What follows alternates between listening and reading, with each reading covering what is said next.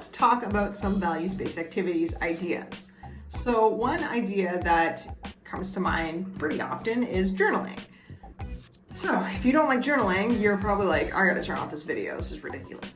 I actually don't really like journaling. I mean, it's not something that I've ever had a habit of doing. It's not something that I was ever like inspired to do, despite the fact that I like writing. Tried a few times in the past when I was younger, you know, kept a journal or a diary for a little bit, just couldn't get into the habit of it. So more recently, I started taking yoga teacher training because I decided that I wanted to incorporate that as part of my career goals into like adding yoga therapy as a counselor. And also maybe that's something I can do on the side. I really enjoy yoga, but anyways, this is not about yoga. This is about journaling. One of the things they asked us to do in the program is to start a journal.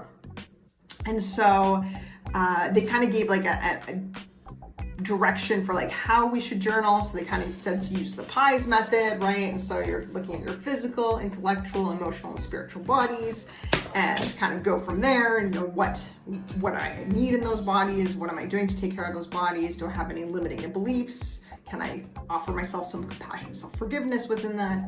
And then other times they just ask us to do like self-reflection activities. And so this is the only time I've really been able to keep a journal.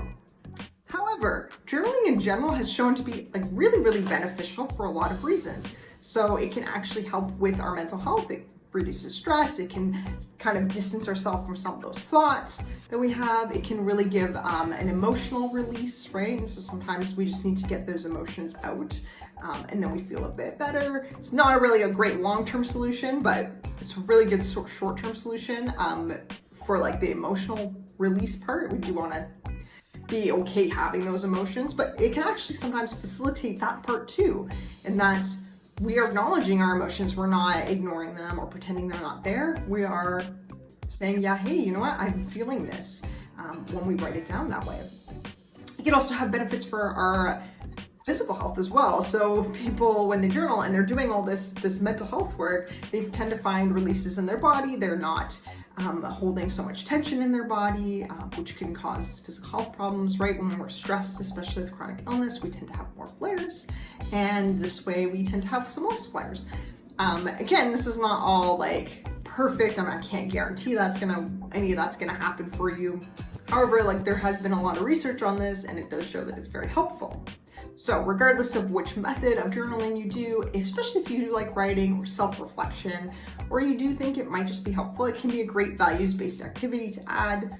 Again, values-based activities have to align with your values. So if your values are things like personal growth or self-acceptance or self-care, like it might align with some of those values.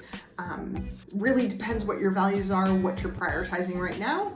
But, I did that whole video series on like how to identify like what your values are.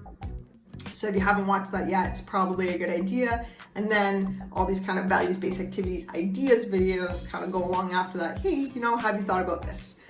Anyways, that was me talking really fast and a lot because I try to keep these videos quite short. I want you guys to take care and keep making the most of it.